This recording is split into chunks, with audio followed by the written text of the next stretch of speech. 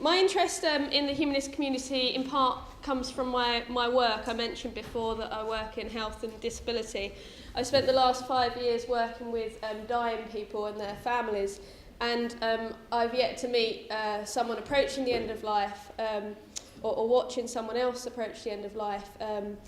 I've yet to meet someone who hasn't needed meaning, reflection, companionship, and sometimes pastoral support during this key period of their life. And indeed, there are lots of other life periods, I think, where people need that too. So, as they grow up, as they go through adolescence, the need to celebrate in the union to another person, be it through marriage or partnership, at the birth of a child and the naming of a child, at the end of life and into bereavement, just some of the key rites of passage, if you want to call them that, where I think people really do, in my opinion, do need community. And this seems to be constant regardless of whether people have religious belief or not. I think the difference for us on the non-belief side is that, at least in the UK, this is under-recognised, I think, and certainly under-provided for. So in the UK, we have state-funded religious chaplains. We don't have chaplains for the non-religious. And I'm sure that's similar in some of your countries. I know in other countries there are humanist chaplains, which is great in my opinion. And the other part of my interest comes from I used to help to organise events for a local chapter or group of the British Humanist Association. And I've seen it kind of grow, the Central London Humanist Group, over the last 7 years or so. And it struck me that the group was really offering something much more than just the ability to go and see a nice, interesting talk. It offered a place for like-minded people to come together and to connect. And indeed, our socials that we held were usually much more popular and well attended than our talks.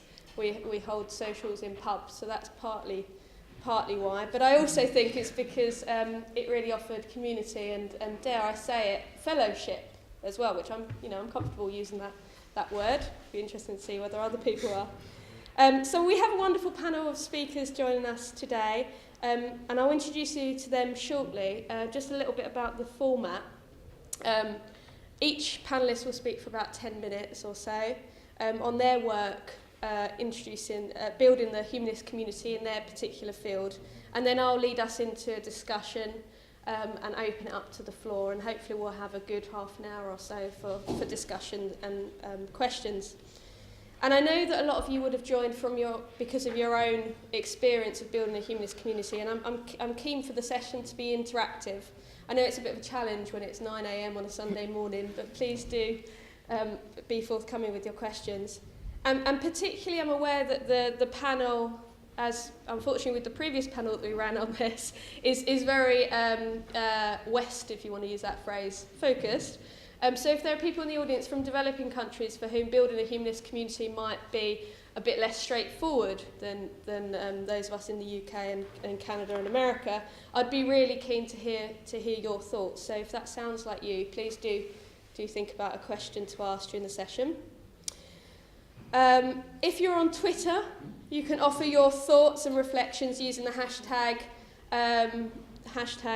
WHC community. It's there on the bottom left-hand side of the screen, and that means that other people can follow what's going on. Maybe you can take Philip Pullman's lead and tweet a poem, maybe, during the session. And you'll also see the conversation from the previous session that we held on this topic on Friday there. So let's get started. I'm delighted to welcome the panel of speakers. Catherine Dunphy here is a former Roman Catholic chaplain. She's now a humanist celebrant and associate humanist chaplain at the University of Toronto, Canada. She's a founding member of the Clergy Project, which is a confidential online community for professional religious leaders who are struggling with loss of faith, and was formerly its acting executive director. Catherine will be telling us about the project, as well as her current experiences and involvement in Rational Doubt, which is a blog where members of the Clergy Project connect with the public, her experience as a humanist celebrant, and highlights from her forthcoming book on secular communities. James Croft is a humanist activist and public speaker. While studying for his doctorate in philosophy of education at Harvard Graduate School, James helped to found the Humanist Community Project. He's currently training to be a leader in the ethical culture movement. I'd not heard of that phrase before, so I'm sure that you'll explain that to us, which is a congregational humanist movement. And he'll be talking about the value he believes that those communities have for non-religious people, and will argue that such communities address a fundamental need for community and meaning-making. He has a book on the way which is called The Godless Congregation, and it's co-authored with best-selling author and person in the audience, Greg Epstein, who was on our panel earlier at the Congress. And he'll be speaking about that book. Finally, Isabel Russo is the head of Ceremonies at the British Humanist Association.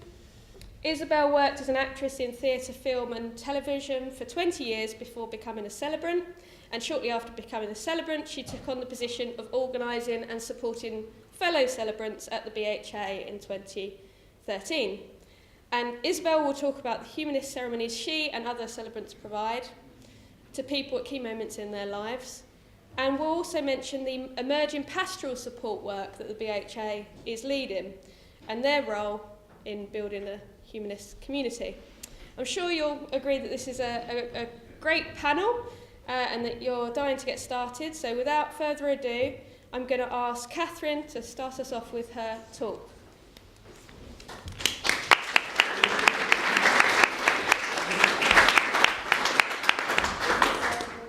Is it possible to talk Slower? more slow? Okay, yes, bear that in mind. Thank you.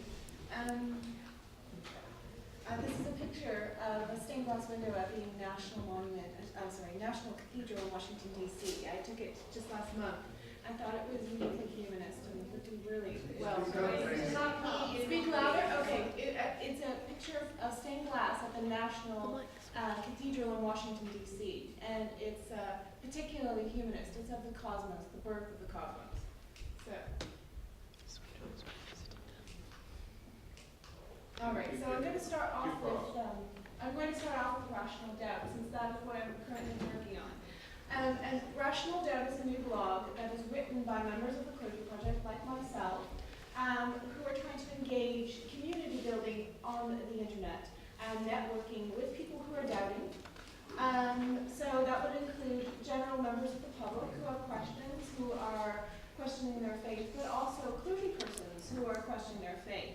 And one of the reasons why we wanted to start this online blog was because as a founding member of the Clergy Project, I screened new members for the project, and we encountered a lot of deists and a lot of doubters, but we're unable to welcome them to the project because we didn't want to unduly influence their process of understanding their faith if they were going to lose their faith. So right now it is a meeting place. It's really new. We just launched it 6 months ago, and we're on the paid platform.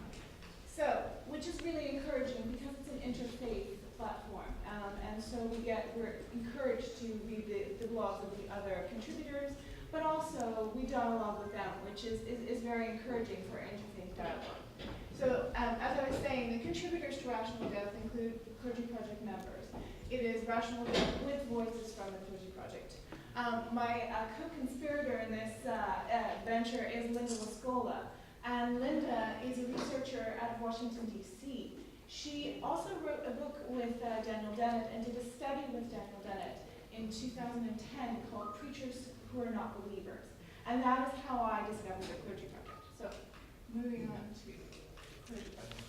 The Clergy Project is a confidential online community for non-believing, active, and former clergy persons. So we have members from all across the world. We are virtual, and the majority of our members have pseudonyms because there's concern about protecting their anonymity and their privacy. For some members, the cost of exposure is quite high. And as you can imagine, in a very highly charged emotional environment, bonds of friendship and of community are were created quite readily and quite easily. As someone who was a former clergy person trained in seminary, I lost my faith, like Dan Barker. Dan Barker is one of the atheist leaders who helped found the Clergy Project, along with Elizabeth Rutherford Cornwell, the former executive director of the Richard Dawkins Foundation, as well as Mr. Richard Dawkins, a great contributor to the Clergy Project and founding it, as well as Daniel Dennett and Linda Wiscola. So these atheist leaders understood very, simply that clergy persons who had lost their faith but were still trapped in leadership roles within congregations were in a bit of a conundrum, and they needed support. They needed to understand that they were no longer alone. And that is one of the primary goals of building community, is to understand that you're not alone, that you have those supports, that you have peers, that you have individuals that care for you during the stages of life, during difficult times. And that's very much what the Clergy Project has been for me. In June 2011, yes, I was named the executive director. And part of my role as executive director was to encourage community building within the Clergy Project, but also to help build programs and to think about what the needs are for members. The primary need is for relationship, and that is what everyone's need is when it comes to community. We need relationships. They encourage us, they inspire us, they help us to move forward. And for individuals like my friend Adam, who I've known from the beginning of the project, who lives in the deep south of the United States, a very conservative area, evangelical Christian, who has lost his faith, and the struggle to find some peers, to find people to identify with, was very difficult. And the isolation that one encounters living in that experience is very, there's desolation in that. And the Clergy Project has enabled that desolation to evaporate, which I'm very proud to be a member of this project and to have done what I can to help to build it and to sustain it.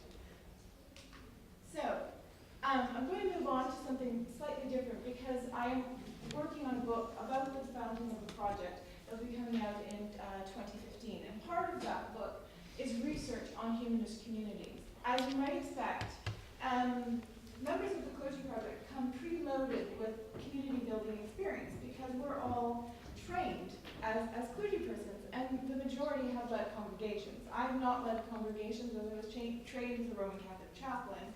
I was earmarked for hospital work and school work, but still there's the engagement issue around community building. So some of our members have already started communities, and I had asked Linda Wiscola if she and her fellow researcher, Pamela Blake, would be able to do a short interview, qualitative research study with a number of groups. So we have 4 communities, 4 sketches that were completed in June 2013. The first community, let me just see here, I think I'm a little behind. I'll let you read this, but I'll give you the background information. The first community was with a former Lutheran pastor who came out to his congregation. But after he came out to his congregation, he left. But he was then approached by members of that congregation who wanted to start something new. They were curious and interested in investigating a more humanistic model of community. So I spoke with this gentleman, actually I can name him, his name is Mike Alice, and he's in Houston, and he operates an organization called the Houston Oasis. And it's a growing community that is spread out now from Houston to Kansas. So I asked Mike some deep questions regarding what the transition was like, because these are really imperative when it comes to thinking about building humanist communities. We don't have the 2,000 years of history that the Catholic Church has. We also don't have the draconian idea of hell and all those other things that go along with it. And we're not anti-woman. Anyway, I'm digressing. Becoming clear why you left, maybe. Yeah, exactly. So I asked him about the transition. And he said it took about 3 months to get his congregation from the idea of a concept into something that was, into a community that was meeting. And they meet every Sunday, which is very encouraging. I like that idea that people want to see one another on a regular basis to provide those supports. As for leadership structure, they have a board of 8 members. He is on the board as in an ex officio status. And they started with about 100 people, and they're growing. They continue to grow. So the next group this is an individual that I have not met, because I asked I asked that there be anonymity in the study. So this is a very interesting idea that a bishop hand selects a member of the clergy and asks them to perform this experiment to see if it would encourage growth of that community within this religious denomination. And there are other examples of that happening, actually. So this is a former Anglican minister or Episcopal minister in the United States. It took 7 years for this to happen. I know that seems like quite a long time, but when you think about the idea of a congregation being migrated away from a religious institution, it actually seems pretty quick, considering how much baggage they have to unload and how much restructuring and development of new language that needs to happen. So this congregation has 200 members attending every single Sunday. And again, it has a board of directors, but no elders, which is quite interesting. The third group is, let's see here, in the United Church, and this group is in Canada. It's made up of a mix of, sorry, let me show you the transition. Yes. So this group is a Canadian church. It's still affiliated officially, similarly to the Episcopal Church in the United States, with the hierarchy of the denomination. But they are a mixed group. They're made up of atheists, they're made up of humanists, they're made up of nominal Christians. And they have gone through the trouble of transitioning the language and morphing themselves into a new emerging community. They have a very strong board, and again, they meet every Sunday, which I think is a trend that I've noticed. So the fourth is a group that you might all be familiar with, since some of you who just attended.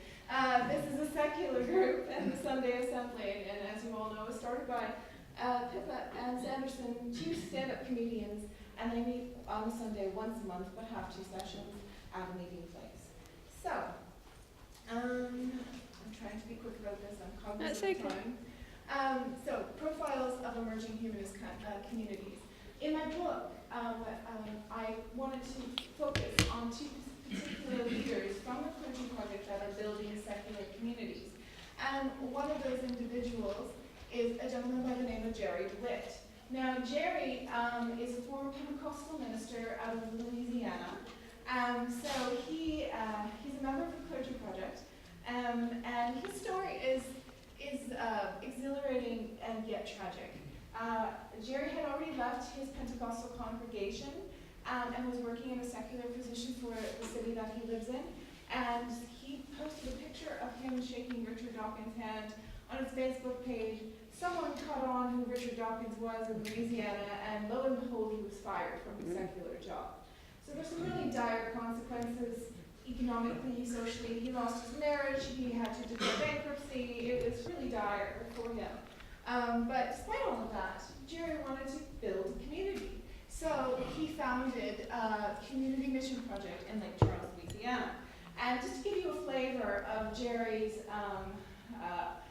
personality, I want to give you a quote by him that I really love.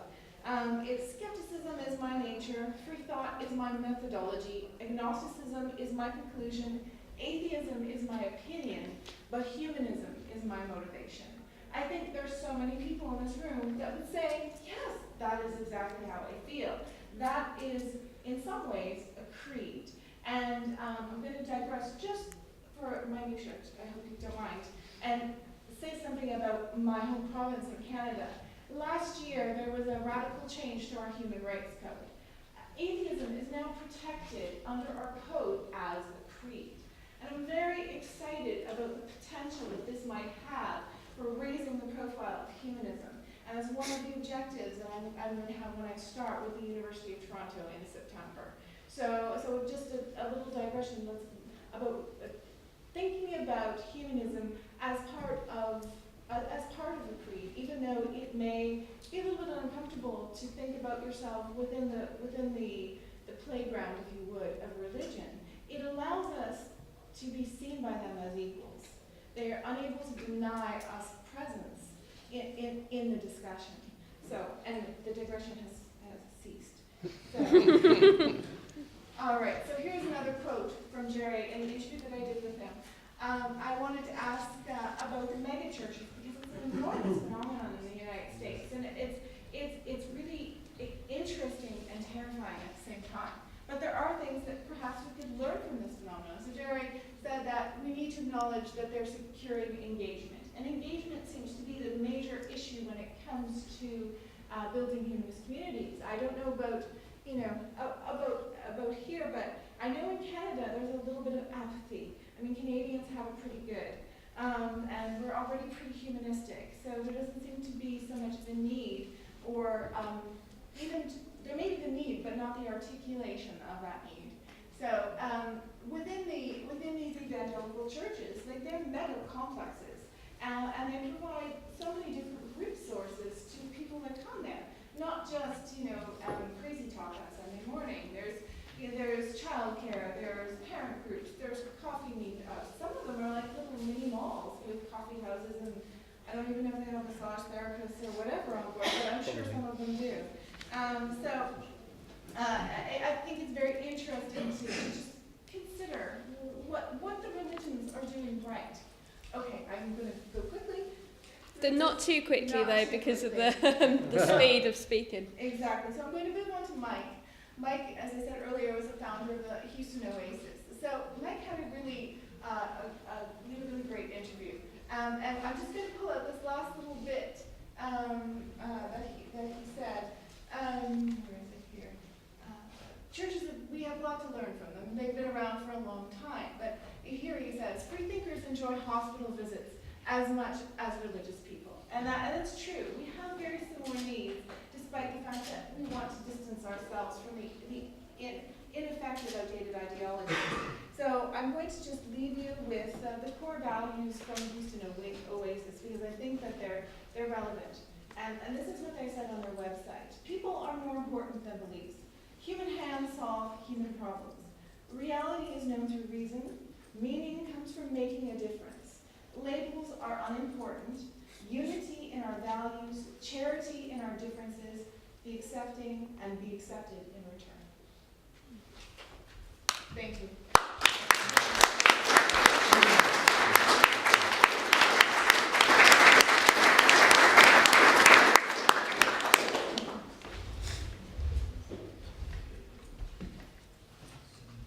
Okay, there we go. Good morning, everybody. Can you hear me if I speak like this? Yes. Okay, great.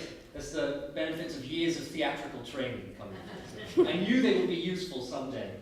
Now, before I begin, I'd just like everyone to take a moment to sit up a little in your chair, to collect yourselves. Okay, I can see you're doing that. And I just want you to admire my shoes.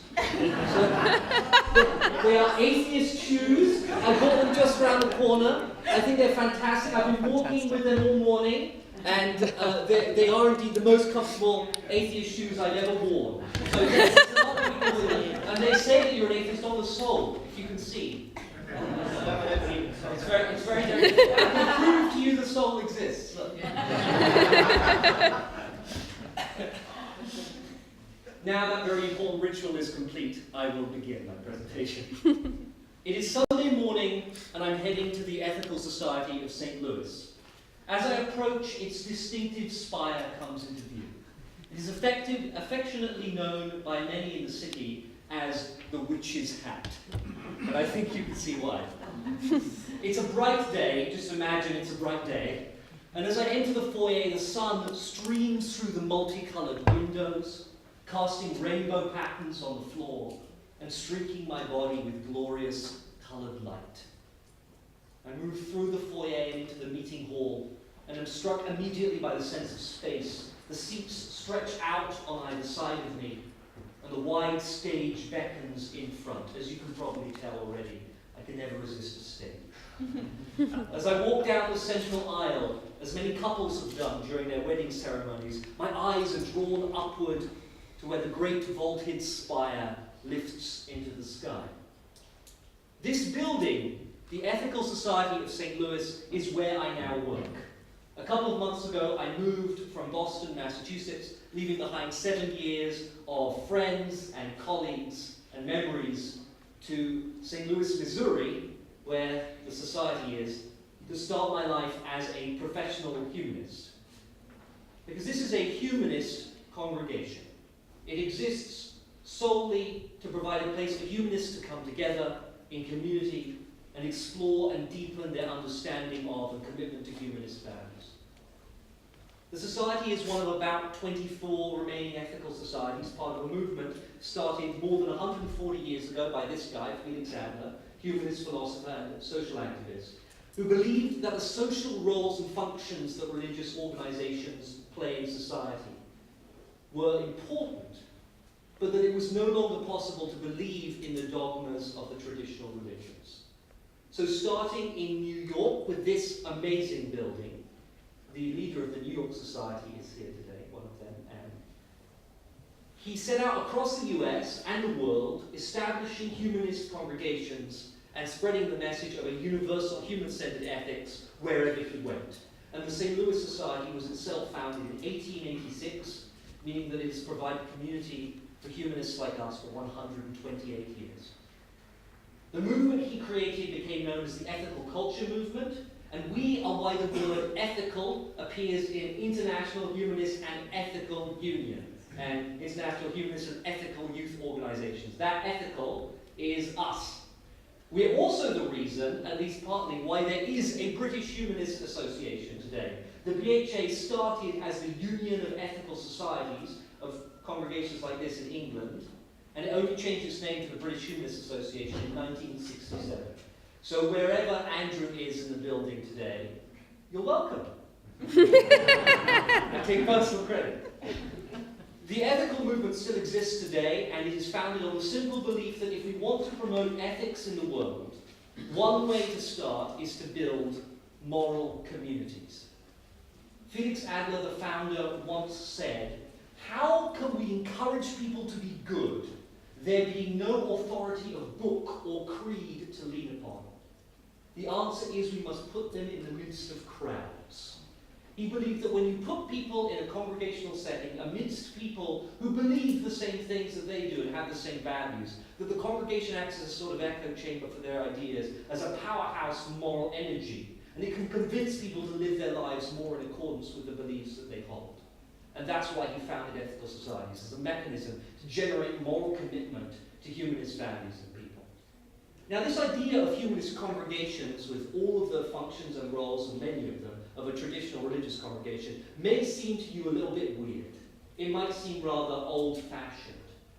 But in recent years, there's been a significant upsurge of interest in the idea, with many new congregations forming across America and across the world. And I'm just going to list a few of them. Houston Oasis, you heard Catherine talk about a bit, which was so successful that it also spun off into Kansas City. What was called Community Mission Chapel, now I understand it's called Community Mission Project, which is in Louisiana. I guess the word chapel was too much even for them. The Humanist Community Center in Mesa, Arizona, which they can have a big building like that because there's basically nothing in Arizona. Humanist Community Centers. There's a lot of space, let's put it like that.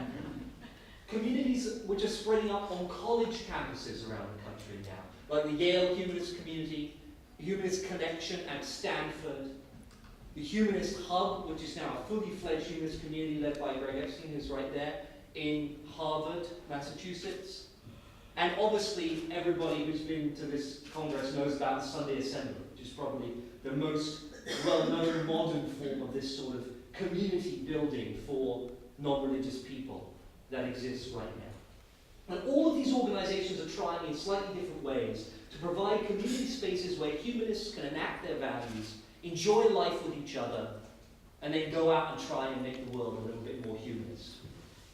Now, already some of you are probably feeling a little bit nervous. Humanist congregations in big buildings that they own, moral commitment. Isn't all this a bit religious? Is anyone feeling that? Oh, be honest, yeah, I can see some nodding heads. I want to try to assuage some of your doubts and preempt some criticisms that we often have. Firstly, there is going to be no there's no.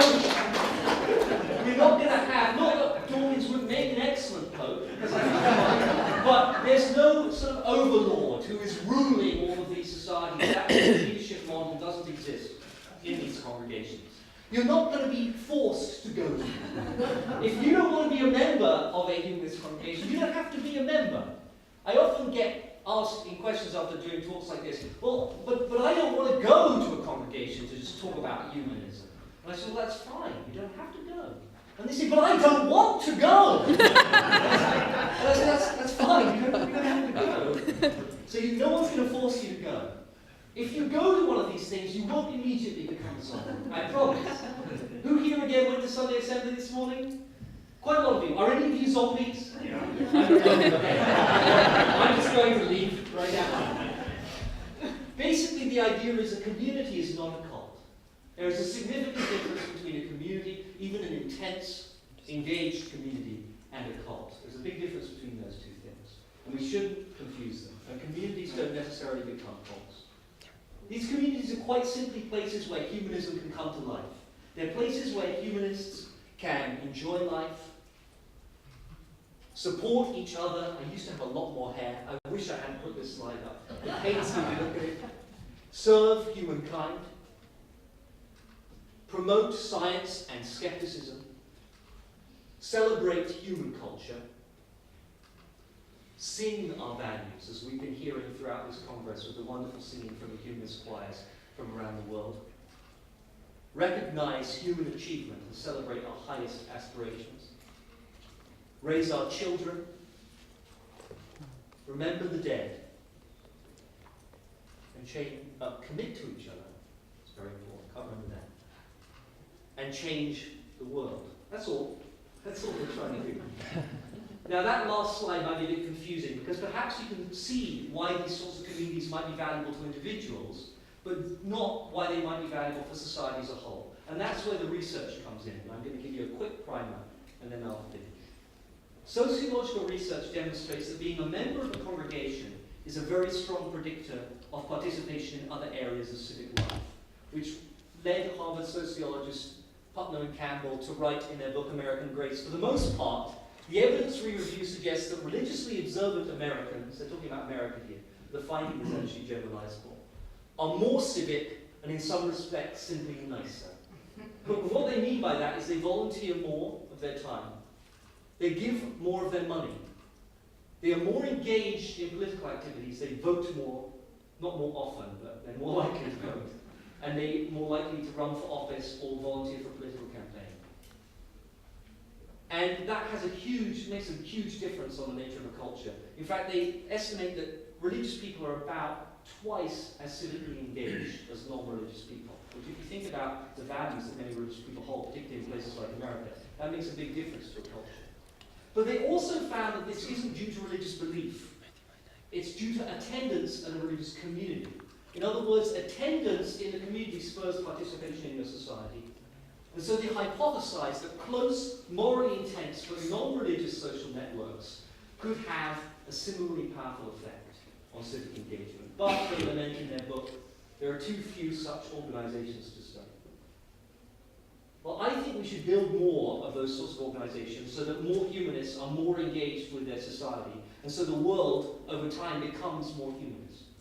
I want to be a member of a community that shares my values. I think that's valuable in itself. But I also believe these communities, these congregations, are a powerful way to generate civic energy in the humanist movement, so that people act on their values, turning the relative apathy of secular people into energy. The community acts as a beacon for humanism in a local area and generates moral energy and commitment. They are places where we can gather our strength and reach out to change the world.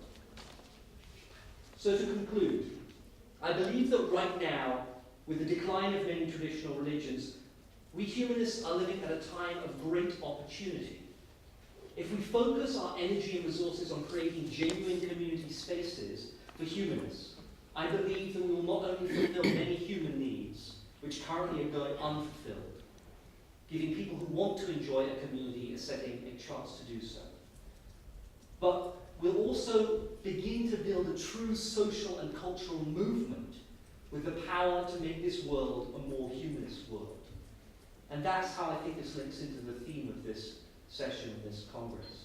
Because if we want to bring about a 21st century Enlightenment, as we've been speaking about these past few days, then I believe building humanist communities is one of the best ways to do it. Thank you.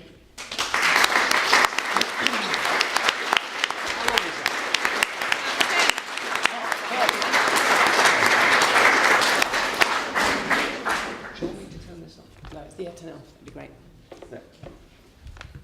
Thank you.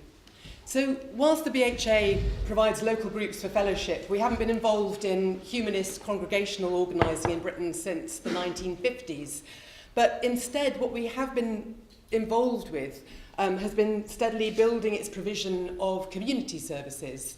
So, the two significant arms of this are our humanist ceremonies work. Last year we provided over 8,000 non-religious funerals, namings and wedding ceremonies. And the other arm of this is our pastoral support work. So I'd like to touch briefly on our pastoral support work and then move on to talk a little bit more about ceremonies work. Following on from the growing success of humanist ceremonies in recent years, there's been an increasing demand from our members and from potential users for some kind of humanist pastoral support provision. It was recognised as a vitally important piece of work that had the capacity to reach people in acute need. But that need went without recognition and without articulation. In most of our hospitals and prisons, patients and inmates who describe themselves as non-religious are the second biggest group after the Church of England. And as well we know, like everybody else, they want someone to talk to, somebody with good listening skills, with empathy, someone who is neutral and non-judgmental, and with whom they can have a confidential conversation. And like everyone else, they gain comfort from talking to a like-minded person, for as a Christian may gain comfort from talking to a Christian person, so a non-religious person feels the benefit of talking to someone who shares their non-religious outlook. So in 2011, a pastoral support pilot was started up in Winchester Prison by Amy Walden. The outcome of this groundbreaking pilot was that in September 2012, the BHA Board of Trustees considered a pastoral support strategy and decided to proceed, appointing Bill Stevenson, a consultant and a humanist, to develop the training side, and David Savage, who's here today, so you can ask him lots of questions at the end of the session. David, do you want to stick your hand up? There's David. And Amy's here as well. And Amy, fabulous. Amy, over there. Thank you. And David's a member of the Board of Trustees, and he became head of pastoral support on a voluntary basis. Okay, am I speaking too fast? Look. And Alice has heard this before, and she thought I was speaking too fast. I'm really glad that you're with me. A successful pilot pastoral support training course ran in November 2013, and as a result we now have our first small number of pastoral support workers that work regularly in hospitals and prisons. And our work has won the support of the National Offender Management Service, and we're now observers on the Healthcare Chaplaincy Leadership Forum and the Healthcare Chaplaincy Faith and Belief Group, which are huge steps forward. David Savage told me that his interviews with some chaplains have elicited responses like, "How can you possibly talk to people who are dying if you're a humanist?" And he makes the point that humanists can and do give significant pastoral support to people who are dying, and that it is important for chaplains to be able to recognise this. For humanists, dying is a part of life, and to die in a way that is consistent with the way that you live is to take a powerful step in the direction of a good death. For David, exploring meaning is central to giving pastoral support, but whilst the religious perspective often asks the question, what is the meaning of life? From a humanist perspective, the question, what gives my life meaning, is a far more relevant question, appropriate to a humanist outlook. So, for example, we find meaning in the love and compassion that we give and we receive from others. And David also points out that nurturing hope is an important feature of pastoral support. However, whilst the religious perspective is that a person's hope for the future is that is something that they will personally experience in another life, after they've died, humanists and the non-religious consider that they cease to exist when they die. So support given focused on a future self is a totally meaningless concept. More appropriate for pastoral support to focus on the aspect of ourselves that may continue. Wow, that's really loud. Can you turn that off? Thank you. More appropriate for pastoral support to focus on the aspects of ourselves that may continue to have influence when we cease to be. The genes that live on in our children, the impact of our values and our behaviour on those we have come into contact with. For those of us who believe that we live on in the memories of others and want those memories to help the well-being of those we leave behind, being helped to focus on how far we have achieved this can be a very positive source of hope. Today, the provision of humanist pastoral care is in a very similar state to the provision of humanist ceremonies around 20 years ago. Humanist ceremonies started with celebrants meeting informally to work out how they could fulfil, again, the unmet and largely unarticulated need for the non-religious to have meaningful ceremonies that reflected their most strongly held beliefs. And now, in 2014, we have a network of nearly 300 celebrants who take a growing number of ceremonies in England, Wales and Northern Ireland and the Channel Islands. What started as a voluntary role with no training has now developed into a professional role, often regarded as a vocational one, with an organised system of training which lasts for over 3 months and is followed up with continued professional development as well as peer support. All of our trainers are experienced celebrants who can pass on the riches of their experience. And as Jane Wynne-Wilson, who's the Vice President of the British Humanist Association, points out in her groundbreaking book, Funerals Without God, which was first published in 1987, so this is the 7th edition. Wow. She says, it is extraordinary how much ground that we've covered. Humanist ceremonies serve the much needed function of engaging and connecting with local communities. As with pastoral support, our ceremonies fulfil real human need at critical times in people's lives. Celebrants are often called the foot soldiers of the British Humanist Association, and it certainly is the case that as well as providing meaningful, compassionate and unique ceremonies, our ceremonies make humanism more visible, more connected, more relevant to wider society. Our celebrants go into thousands of homes spanning a huge variety of social and economic backgrounds, and often they'll be the very first introduction that a family, a couple or a group of friends have ever had to the concept of humanism. It is a practical introduction that notably often makes its mark on an emotional rather than an intellectual level. And the first impression received is generally one of compassion, common sense, humanity and relevance. Humanist values underpin every humanist ceremony, and so a humanist ceremony is characterised by a number of factors which those participating in the ceremony experience fully, whether they define themselves as a humanist or not. As a celebrant for the last 5 years, I have been fortunate to experience time and time again the degree to which people have been moved by a humanist ceremony. These ceremonies give rise to profound feelings as well as to aha moments as people make sense of what they've experienced, and they really start to rethink some assumptions on a core level.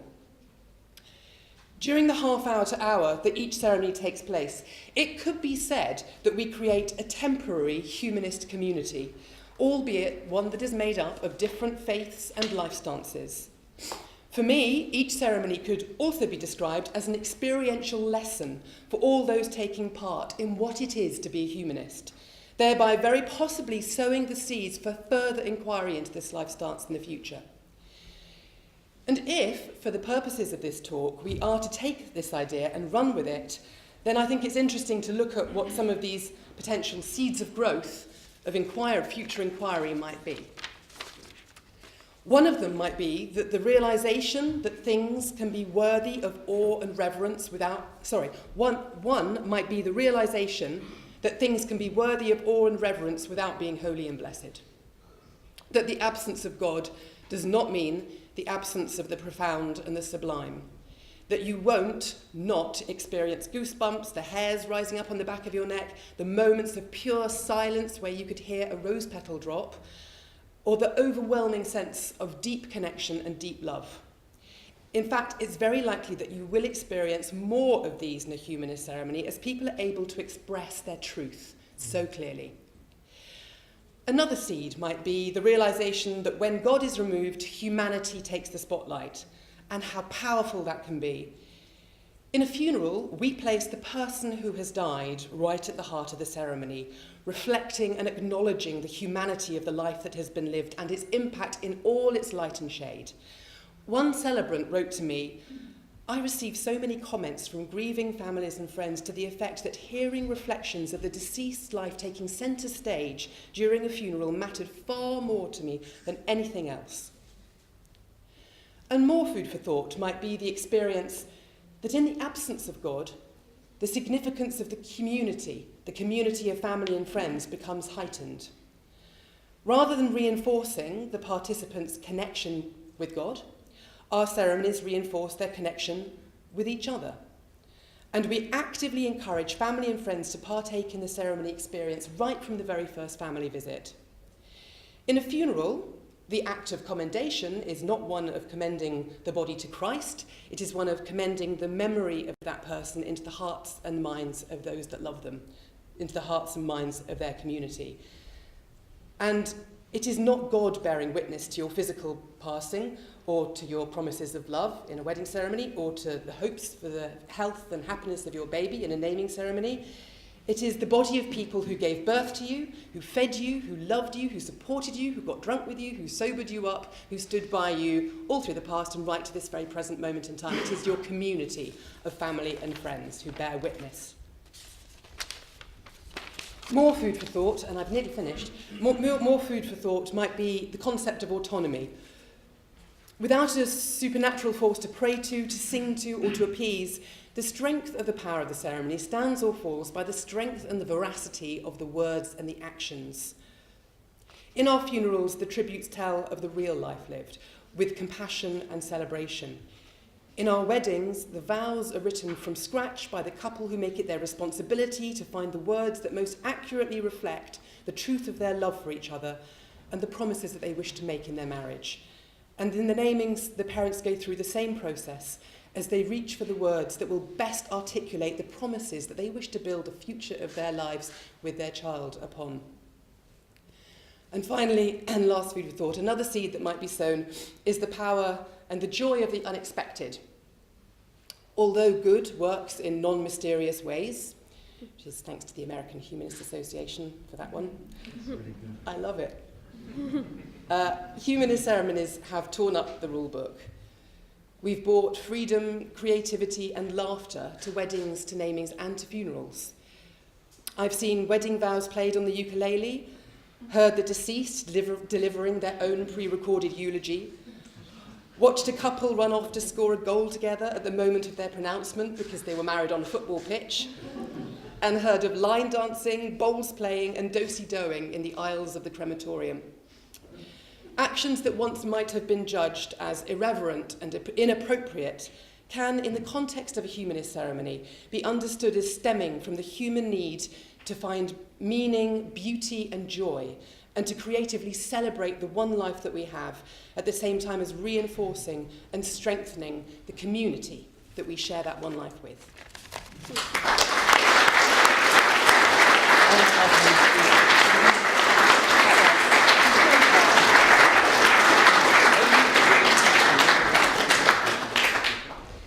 Thank you very much for three quite different, equally intriguing and interesting talks. Before we open up to questions, I'm sure there's many on the floor, I wanted to explore what we really mean in a bit more detail when we say community. So starting with you, Catherine, it would be useful just to understand a bit more how you felt when you left the Catholic church, what was it that you were looking for in a community? Well, my experience, I was a lifelong Catholic, so that was the community that I knew. That was the community that nurtured me through my childhood and adolescence. That was the community that encouraged me and disappointed me. But while studying theology at seminary, that is when I confronted the barrier that I didn't really believe the values that I was espousing and that I would be responsible for. But when it came to finding community, there was a very big gap between me leaving the Catholic Church and me looking for a community. And I'm going to be really honest, the reason for that was that I was going to have a child. And I realized I had no resources. I was an island, that my community that I had known and grown up with and had fostered and supported me, my son would not have that. And I started looking for community. And that's when I joined a humanist group in my local area. And then at the first meeting that I attended, I saw a video of Daniel Dennett speaking in Montreal, where he said something about non-believing preachers. And the hairs on my arms stood up. And I wanted to scream, that's me, there are more of me. I thought that I was alone. And so that is why the Clergy Project has been such an amazing, wonderful, transformative thing for me. Because it allowed me to know that I have peers. And that's what we all want to know. We want that engagement. We want people to understand where we're coming. We want to see our values reflected. And so, yes, that is... I think people often talk about kind of losing their religious faith and then eventually becoming a humanist, if that's what happens, as a very liberating thing. But I think it's also important to acknowledge that there's loss associated, particularly if your family still have the religious beliefs that you don't share. That, that's hard, isn't it, to lose that? It's very difficult, actually. My mother and I no longer speak because I am out as an atheist. And she sees my rejection of Catholicism as I'm punishing her. Because I was her child for God, right? That was how I was raised. That I was the holy child that loved to pray, that loved to attend Mass, that was introspective and discerned. And so my rejection of religion, she has taken that as a rejection of herself. And so there is a very large barrier between her and I maintaining a relationship right now that she has erected, unfortunately. And Aggie from Uganda, who was speaking yesterday, was saying that she was the only humanist in her family. And, I can't imagine, given all the work that she's doing and the pressures that she's facing, how isolating that must be. James, do you have any thoughts on why people come to your congregations? I think they come for a lot of reasons. I mean, some of them have a similar experience to Catherine's, where they have had a religious background and they feel a certain sense of loss. And I think it's really important to stress that because it's sometimes portrayed in atheist circles as they sort of want to be religious again. They can't let go of their religion. I think that is a very bad way to understand what's going on. I think, in fact, it means that they're human beings, and religions found ways to meet human needs that secular society very often simply does not meet very well. And so they feel the need for the social support network and the opportunity to experience meaning and significance in their life amid other people that the religion happened to be fulfilling. And then when they couldn't any longer sustain the religious beliefs, and often for people it's a strong, it's a very big tear, because they really want the community and they like the people and they like the ritual and the sense of meaning it gives them, but they can't go along with it and maintain their intellectual integrity anymore, so they sort of heroically step outside that community, and then they're left completely alone. And I think for a lot of people it's like that. For other people like me, I'm very lucky, I consider myself lucky to have grown up in a very, I think of it as a humanistic family. My parents are actually here right now. I snuck them into the back of the room, so they are hugely supportive. And our scripture was Star Trek, that's how I was. And so for me, it is a desire to find a place where my values are represented in institutional and communal form.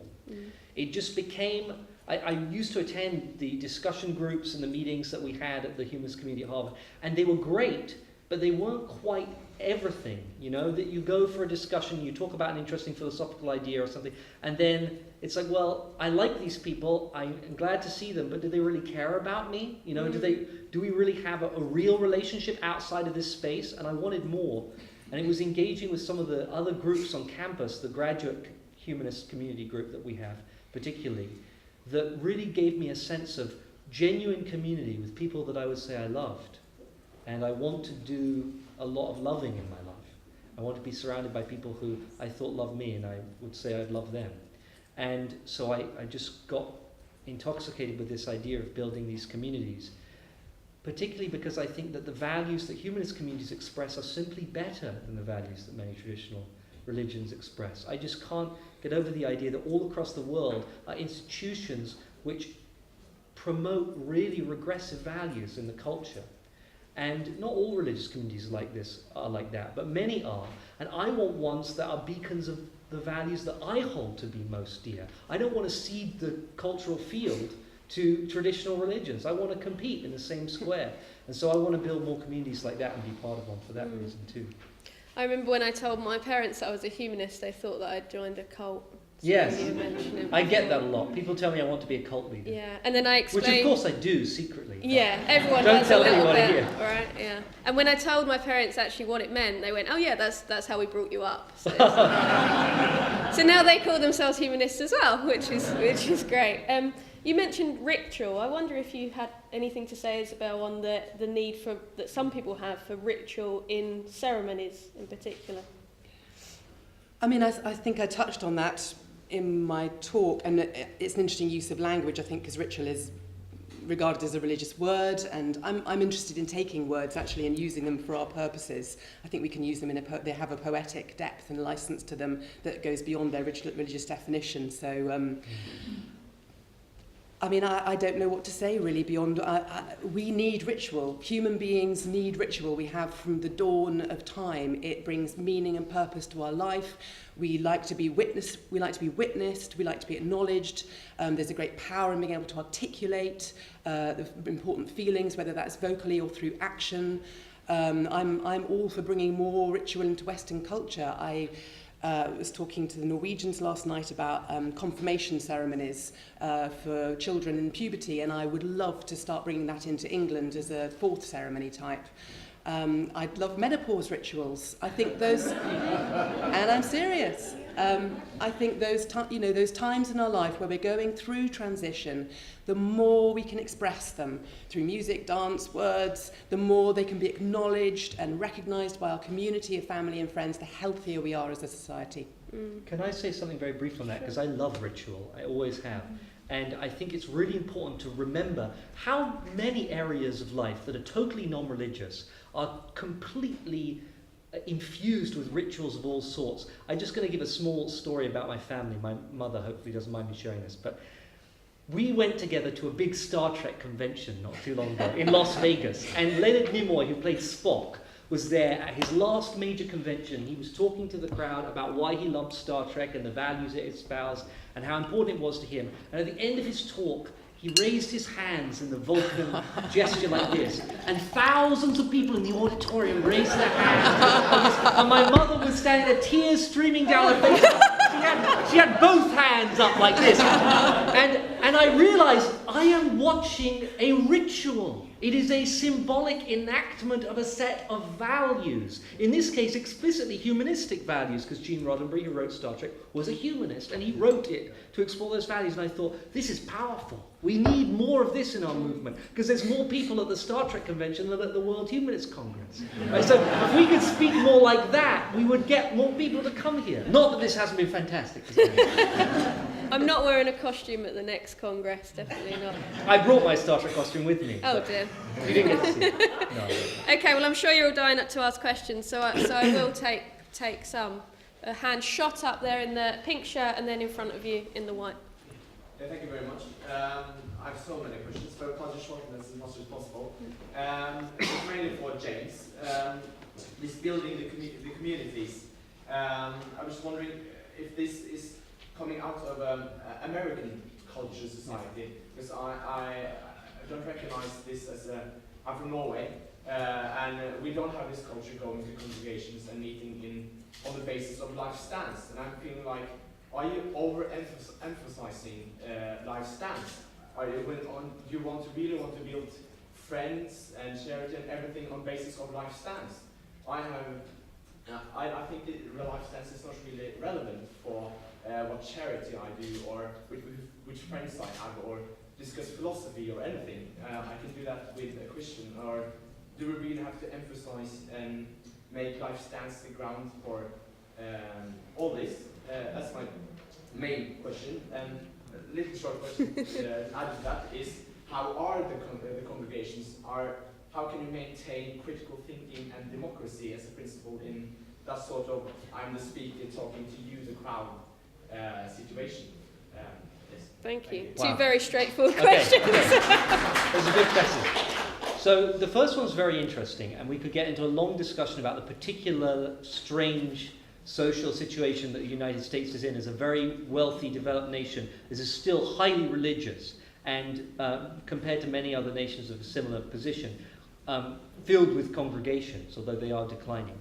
I don't know the answer to your question. My suspicion is that the congregation is a form of social organization that's popped up in every human culture that I've ever examined, because it speaks to deep needs in us, and it's one way of fulfilling deep human needs that we have as a biological organism that are likely to be had in every country where there are people.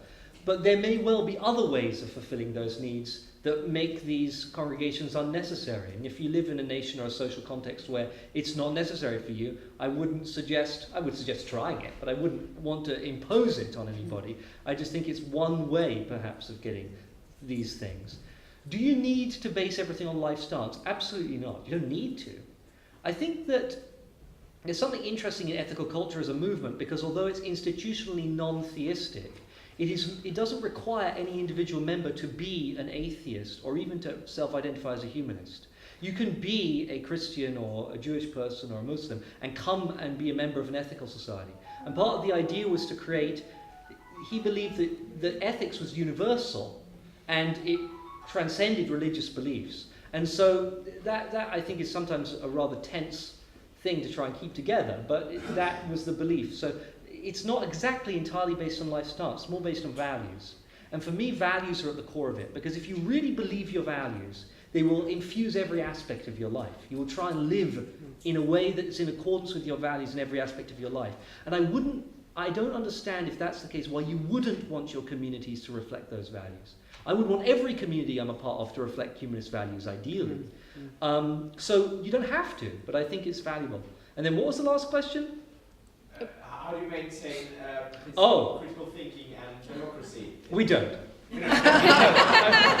So we have professional leadership, right? And sometimes people are very nervous that means we have, a leader is like a dear leader. So we have a sort of dictator. But I think actually professional leadership of groups like this is really good, because it means that we are actually accountable legally and professionally to other people who can fire us. Where we have a lot of unofficial leadership in the movement, on the blogs and in the speaking arena, things like that, a lot of bad behavior happens, frankly. A lot more bad behavior happens on the blogs, where people are leaders by default and have no accountability to anybody, than happens in our communities, as far as I'm aware.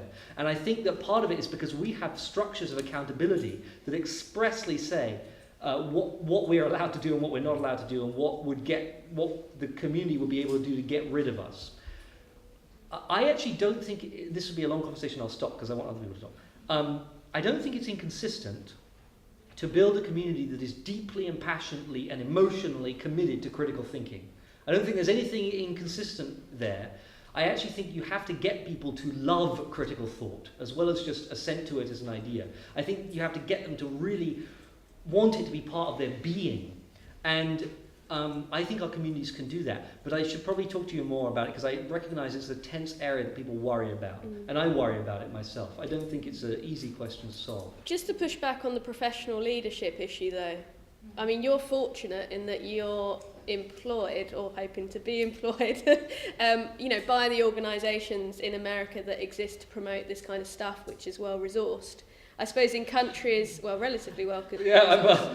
Some of us might dispute that, but we're trying. But in countries where, they have humanist associations where there isn't a single member of paid staff, it's all volunteer-led, I think it would be more of a challenge to professionalise, right? So are you saying that a congregation... I totally think they should, though. I think that people but should a congregation not exist until there is a level of professionalism, or should people just give it a go? I think it can grow organically. I think you'll see that happen with some of the Sunday Assembly organisations, things like that. If they get big enough and sustainable enough that they're going for a year or two, I see no reason why Sanderson, for instance, should not be paid for the work he's doing.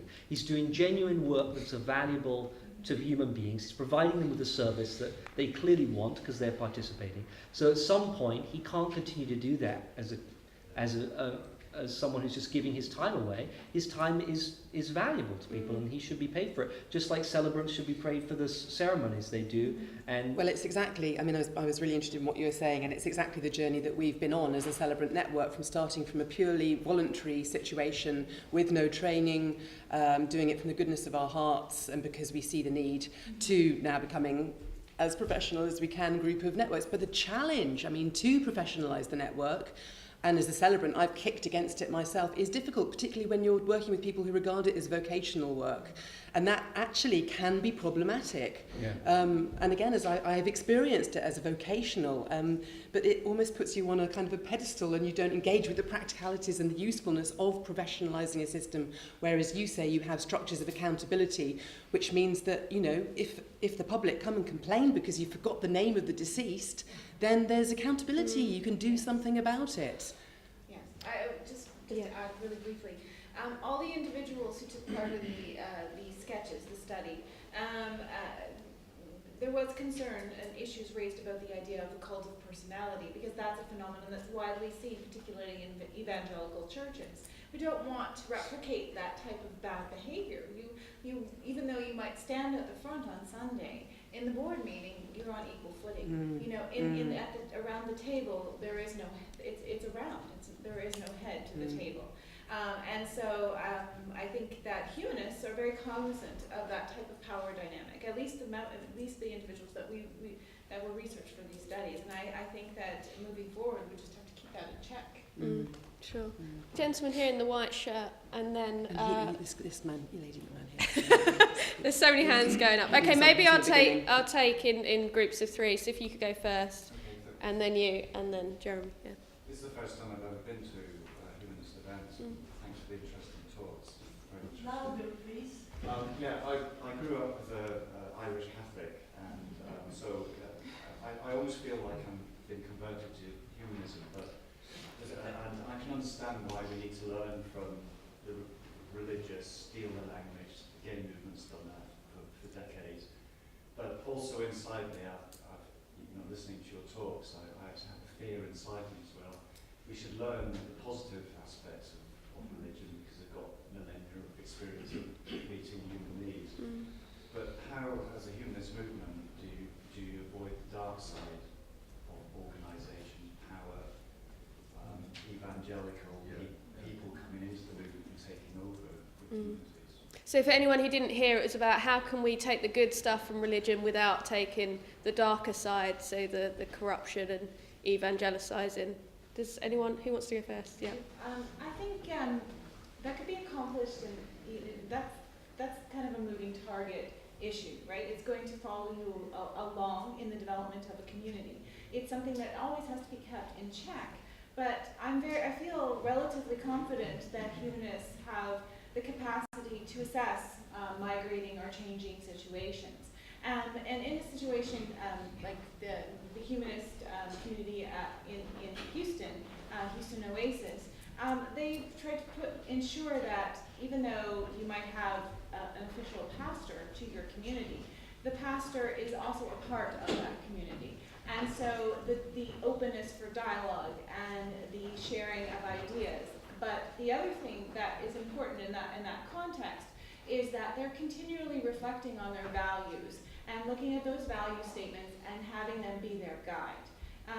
And so that is assisted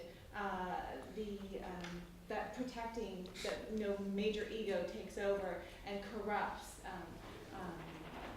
the community. So I'm going to move us on to a question here. Two questions come from Italy. Can I just have one, and then if we've got time, I'll come back to you. Okay. This comes from a psychologist. Okay. It's rather complicated. Okay. Is there any room today for the light of reason to be complemented by ethics, science, and technology in the recovery of a human development that is not just capitalistic? I'm not sure I answer the question. I understand the question. Does anyone on the panel have that insight? Capitalistic. Capitalistic. Wow, that could be a long answer, couldn't it? Yes. And I'm not sure how I would relate it to the topic of the panel directly. I mean, just for your own edification, if you have not read the first Humanist Manifesto, it is an explicitly socialistic document which explicitly calls for the end of capitalist society. So it might be interesting for your own, to look at that and consider where the roots of humanism has come far from that commitment, and I think possibly a little sadly. But if AC Graylin's wandering around, I'll put you with him and he talk about that for about an hour. There's a question from Jeremy and then the lady behind. It's quite a simple question really, but it slightly follows on from that. I recognise very much what James is saying about, I chair a local humanist group with a co-founded one, and the difference between a group which is quite a successful group in local group terms, that doesn't pass the love barrier that you're talking about. And it isn't quite there, although we try to extend it into, when people are ill visiting in hospitals, and we do, it's made some progress. There's, in a way, a very uncomfortable conjunction between the journey you're talking about and money. And I just wonder where, that's a big barrier for a lot of us. Somebody said to me, there's a Unitarian chapel down the road, they're declining, why don't we do something there? And I said, God, no, we can't possibly take on something like that. Why not? Money. Where does it come from? from members. Like the members ultimately will have to, if they value the service that is being provided, they will have to give money to maintain it. But I think that we do that all the time for all sorts of organisations that we're members of. We recognise that if the British Humanist Association is going to exist, we have to give it money. And if the International Humanist and Ethical Union is going to exist, we have to give it money. And it's the same for these communities. I think the challenge for people is that they fear that money is particularly likely to be misused in something that looks congregational. I actually suspect that that is simply not true empirically. I think if you look at how money is misused in politics or in the corporate world or in any other area of human existence, you will find equal or potentially even higher levels of misuse of money. I think it may be a slight prejudice within the humanist community, a totally understandable one, that these sorts of organizations will almost necessarily be worse with how they use their money than any other organisation to which we give our money. But I don't think that's necessarily true. I suppose the other, aside from voluntary income, some countries, states, do actually provide money for this kind of, well, certainly the counselling or pastoral support. I know in some European countries they'll get the money to do that, which is perhaps controversial. I'm not sure. Should state money be used for something that's about religion and belief? I know it's something that the BHA struggles with, because on the one hand we say that services should be secular, but then on the other hand we know that there's these needs that exist both for religious people and non-religious people. I'm going to go to the lady here and then I'll come to you. And if there's anyone at the back, do put your hands up high. Okay, and then you. Okay. Well, thank you so far. I'm currently a volunteer for BHA as the group coordinator, and I feel strongly that local groups are really important. Before I set up the first Scottish Recovering from Religion group, so I feel passionately that there's a need for local groups for people who were religious beforehand and have found the transition very difficult to become an atheist and a humanist like myself. I found it very difficult because beforehand I thought atheists and humanists were all very evil, bad people. So it was very difficult for me to begin to say, well, actually I'm now a humanist. and not feel really embarrassed saying it. So I think it's mainly a question for you, Catherine, but how do you see the future of the ex-religious movement? Do you see it as more of an online community, or do you think local grips are something that would happen? I would hope there would be both. I would hope that there would be local groups, but I would also hope that services would grow, that humanist communities would grow, so that once an individual, say, took part in an online group like Recovering from Religion and then found a local community group, that they might find a humanist chaplain or a humanist community leader or a humanist celebrant or officiant to be able to assist them to meet new individuals, so that it really, community building is a lot about word of mouth, and it's about the seeker. It is about you, right? You wanted community, so you went out and you looked for it. So we need to be able to make sure those resources, multi-level resources, resources on the internet, because that seems to be the first place that everyone goes, right? Almost every atheist is on the internet, and if they're not, it's because their internet's down.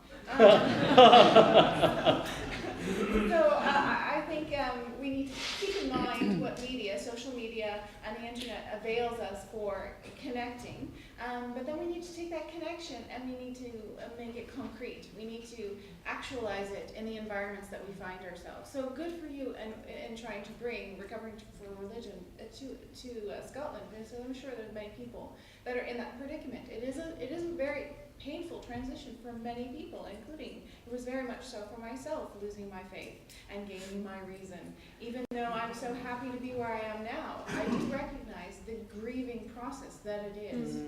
So, and with more people cognizant of that, it will create a more welcoming community out here in the real world, and in there in the virtual one.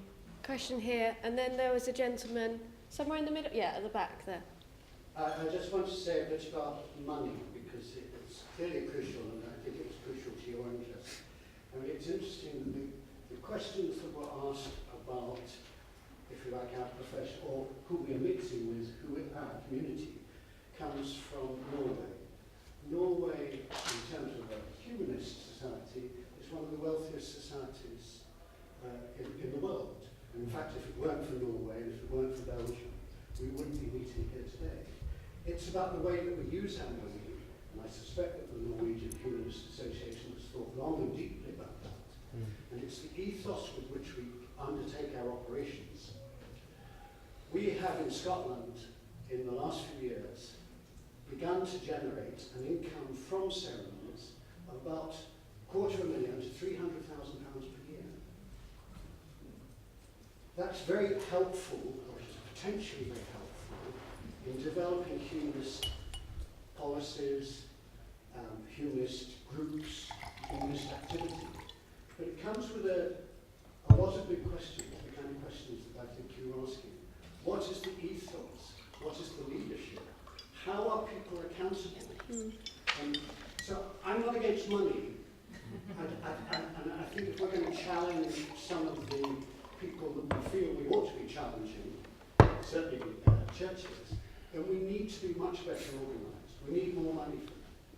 But the crucial thing is, how do we operate, and how do we hold people within the organisations that we are responsible for developing to account? There was a question at the back, and then I'm going to ask you to respond to both questions together. I also just want to point out that sadly England ceremonies aren't as wealthy as Scotland ceremonies, because we don't have legal marriages yet in England. I just wanted to clarify that we're not in that financial situation in England. But could be soon. But could be soon. We're the closest we've ever been to the legalisation of humanist marriages. We have a consultation process going on with the government currently at the end of September, by which we should know one way or the other. All right, hello, Magnus, Sweden. First of all, James, I would like to invite you to come to Sweden to give a presentation. We need it. I will come. Yeah. Right now. Holiday season.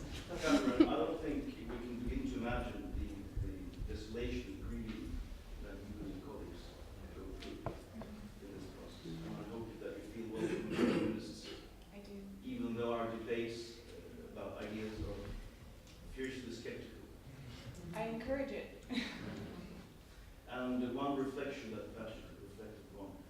Even though I've been an atheist all my life, it wasn't until very recently that I really realized that churches, at least Christianity, use architecture, music, aesthetical beauty as tools to seduce the people. Would you reflect on this? Briefly, because we're coming to the end of that, and also the previous comment, if there's anything else to add on that. I think that's true, and I don't know if seduction is a bad thing. I agree. I agree with that 100%. It's an evoked response, and it should be encouraged. We should be trying to evoke a response as well. So. The first talk I ever gave at a humanist group was about symbolism and aesthetics in humanism, because I called it grandiosely the symbolic poverty and potential of humanism, because I think that we haven't done enough to convey our values. I know, it's very self-obsessed, but that's me for you. The values that we hold are so beautiful, and yet the way that we present them is often so arid. And that is one reason why we are not a big movement yet. As you say, religions understand that people speak in many different languages other than just the written and the spoken word.